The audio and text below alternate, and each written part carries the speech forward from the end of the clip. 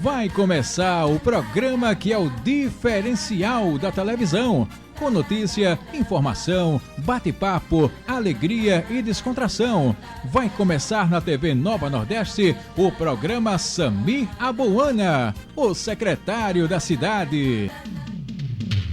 Samir Abuana, secretário da cidade. Samir Abuana. Boa tarde, Deus abençoe você, Papai do Céu lhe proteja, tudo de bom, lhe desejo o melhor em tudo, uma ternurinha para você e vamos começar o programa. Vamos falar hoje de saúde, né? E vamos falar de quem trata da saúde, que é o médico. Vamos falar do salário do médico, da vinda de médicos estrangeiros para o Brasil, da falta de médicos no Brasil, do salário, volto a repetir. Eu hoje vou contar aqui no programa com a presença da presidente do Conselho Regional de Medicina, doutora Helena Maria Carneiro Leão. Ela é reumatologista. Boa tarde, doutora. Boa tarde. A gente pode dizer que o salário dos médicos está com reumatismo, né? Eu acho que podemos dizer que o salário do médico não é nem um pouquinho justo e que, como as doenças crônicas, vêm se arrastando ao longo dos anos. Tem artrite, artrose, reumatismo, tem tudo, né? É verdade. É verdade. Doutor Silvio Rodrigues, que é ex-presidente do Sindicato dos Médicos de Pernambuco e é atual secretário de comunicação. O doutor Silvio é pediatra. Boa tarde. Boa tarde, Samir. Boa tarde a você e a todos os seus telespectadores. As crianças hoje nem nascem tão saudáveis como deveriam nascer, até porque a própria mãe, quando está gestante, não tem um tratamento médico que precisa, né? Você falou uma verdade, né? Hoje nós tivemos uma situação de uma crise materno-infantil aqui no estado e no país. E com certeza hoje as crianças não nascem tão bem como se nasciam antigamente, pelo volume de atendimentos nas maternidades. E o economista, professor George Emílio. Boa tarde, George Emílio. Boa tarde, Samir. Boa tarde, telespectadores. Boa tarde aqui os nossos... A saúde do Brasil está praticamente na UTI, né? Bom, isso aqui nós temos aqui os especialistas que vão confirmar ou não esse estado. Agora, a questão da saúde pública no Brasil, apesar de se falar muito, se alardear muito, mas ela está precisando de maior atenção. Então, com certeza, nós aqui iremos assistir e debater esses aspectos que merecem atenção prioritária e estratégica de saúde pública. É evidente que a saúde custa caro. Caro. Para o governo, saúde é uma área caríssima. Quanto mais ele investe, mais ele precisa investir, não é? Os planos de saúde hoje não estão acessíveis a grande parte da população. Há planos hoje que atendem muito precariamente. Há atendimento hoje de plano de saúde que parece que está no SUS, ou pior do que no SUS. Pior do que no SUS. Então o povo, o carente, o pobre, esse é o que mais sofre. É o mais desamparado. É o que não tem aquele plano de saúde poderoso, como se costuma falar. Esse muitas vezes mal consegue um atendimento de consulta, de alguns exames, um internamentozinho, às vezes num hospital que não o agrada, apesar de todas as facilidades que a Agência Nacional de Saúde tem propalado, né, aumentando as obrigações dos planos de saúde. Mas, por exemplo, quem paga 40, 50 reais de plano de saúde não pode esperar um atendimento muito bom. Até que o plano de saúde não tem condição de cobrir as despesas. É um assunto grave. O SUS é uma das coisas mais importantes que tem no mundo, mas no Brasil, diante da população enorme e das dificuldades, tem suas carências também gritantes, e a gente vai conversar e trocar ideias. A presidente do Conselho Regional de Medicina, a doutora Helena Maria Carneiro Leão, a ela eu já vou dirigir a primeira pergunta. Essa possibilidade, doutora Maria Helena, de médicos cubanos virem para o Brasil, atende às exigências da gente? Primeiramente, boa tarde a todos, né, aos colegas que estão aqui, doutor Silvio, que está aqui, vai complementar muita coisa do que eu vou dizer, e é claro que não atende. Porque, como já dito, eu acho que o SUS é um dos maiores projetos sociais e humanitários do mundo. E o que nós todos queremos e lutamos ao longo desses anos é para um SUS justo e para que a gente possa conseguir oferecer uma assistência à saúde de qualidade.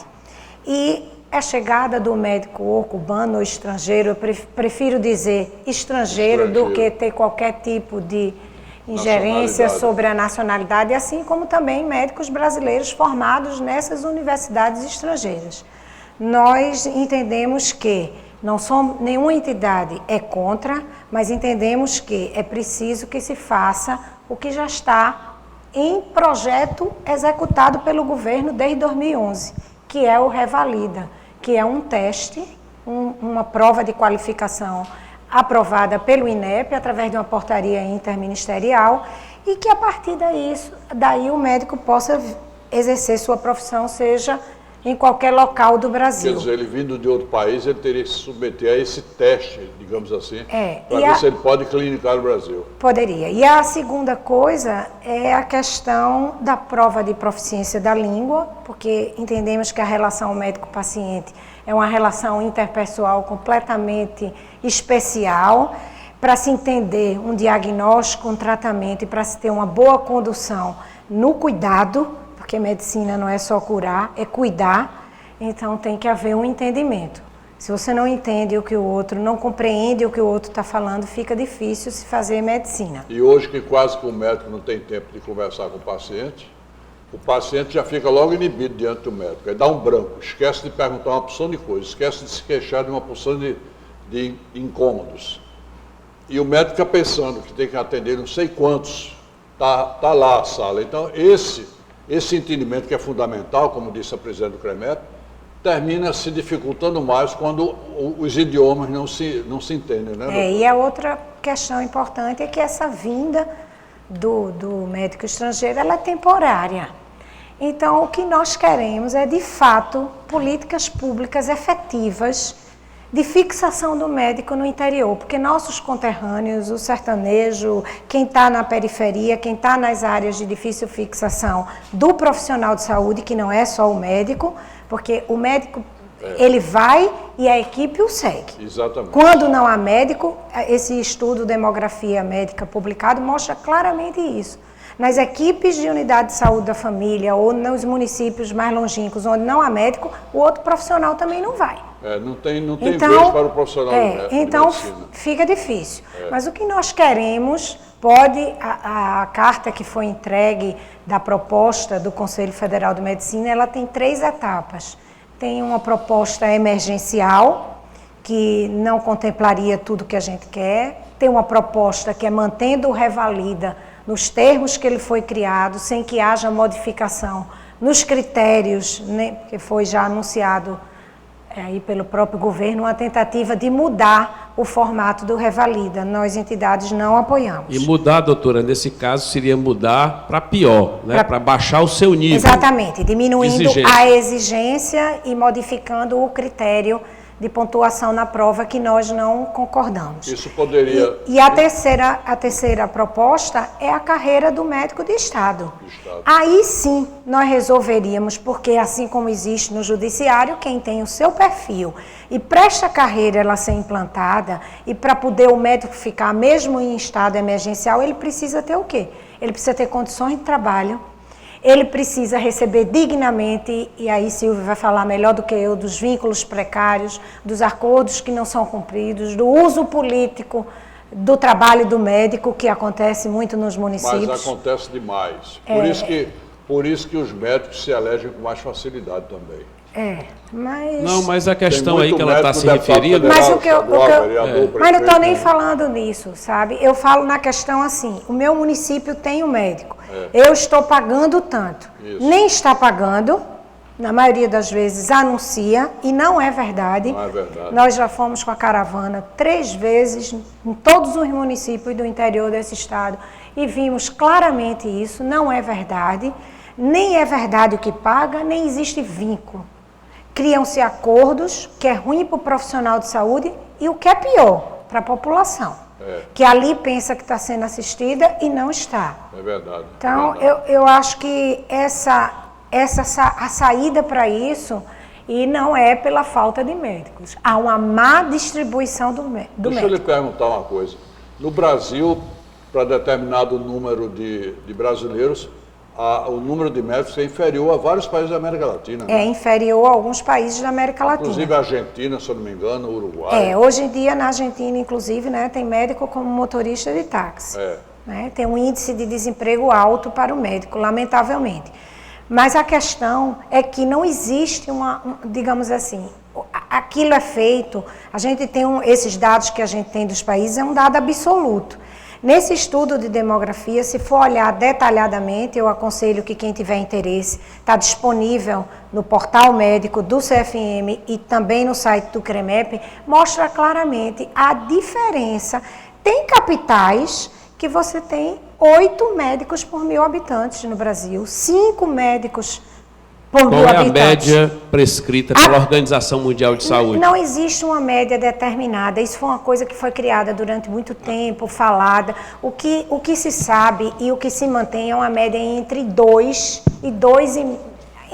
e 3, os países mais desenvolvidos. Por cada 1.000 habitantes. Por cada 1.000 habitantes. Com uma diferença, né, que não se pode desatrelar o número de médicos por 1.000 habitantes com o que se gasta em saúde.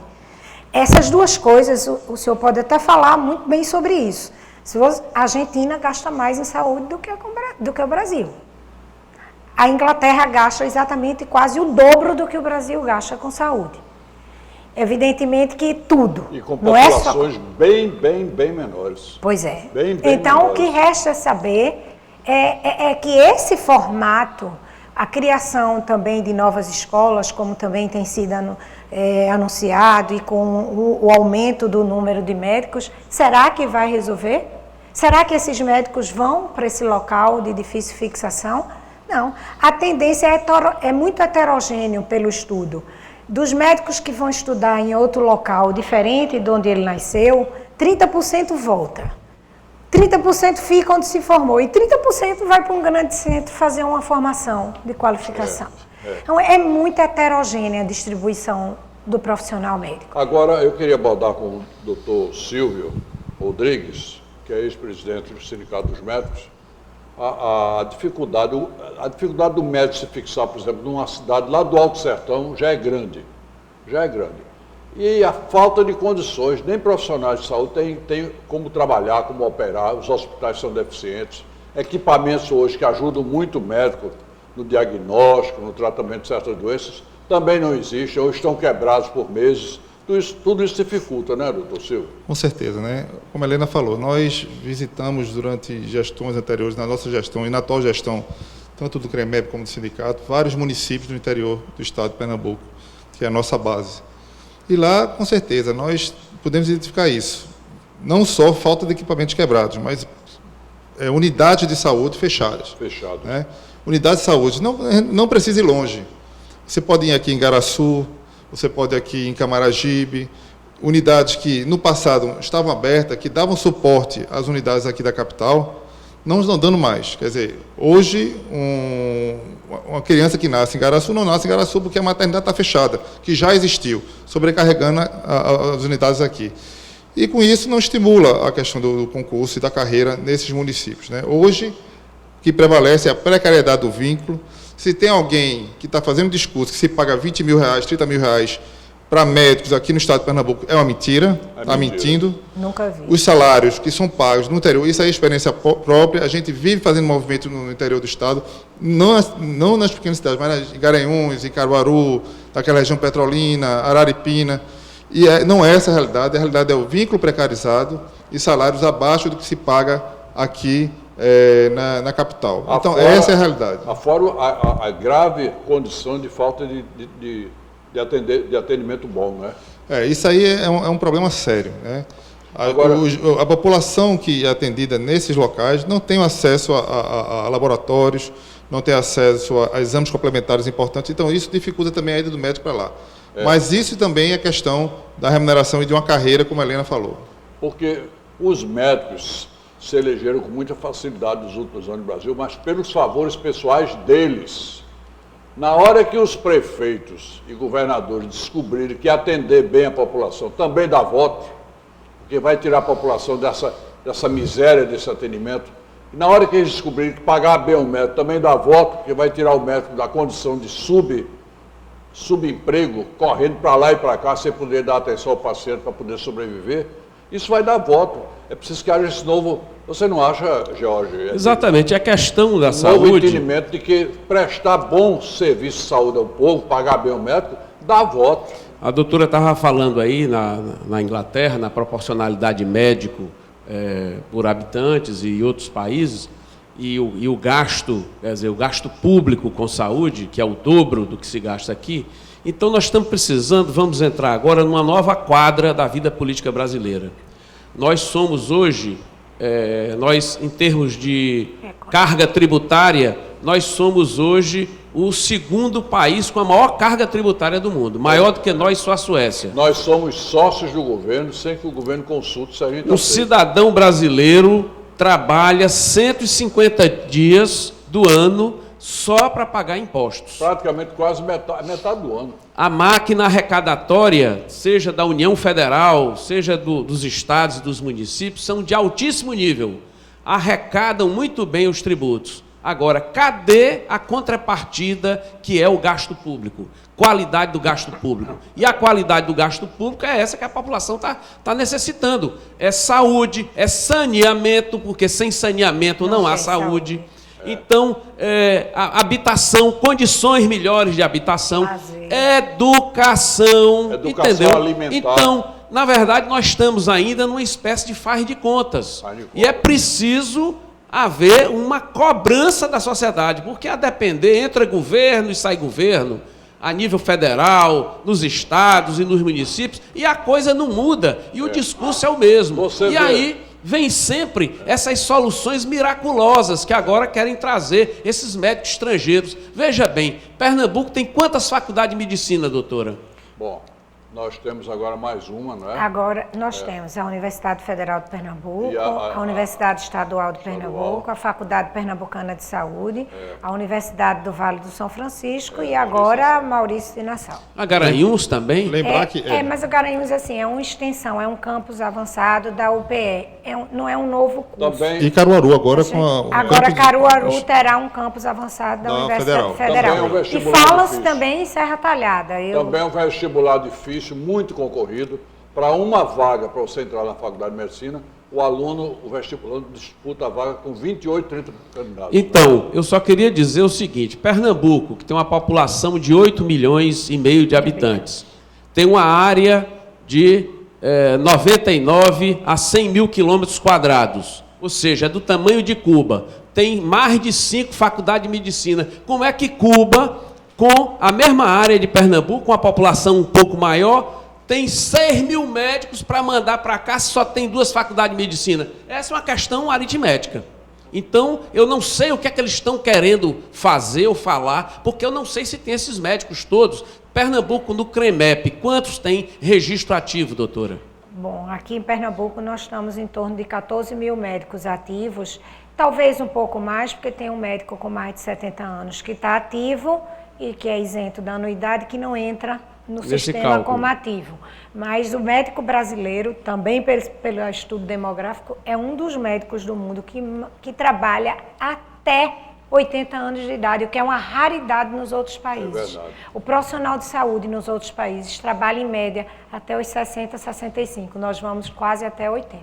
E aí, como Cuba tem exportado médico para Venezuela, para Bolívia, para Equador e para outros países, como é que ele vai ter mais 6 mil em estoque para mandar aqui para o Brasil para atender as demandas brasileiras? Isso é uma questão aritmética e demográfica para se indagar. Por outro lado, também é o seguinte, nós no Brasil formamos cerca entre 6 mil e 7 mil médicos por ano.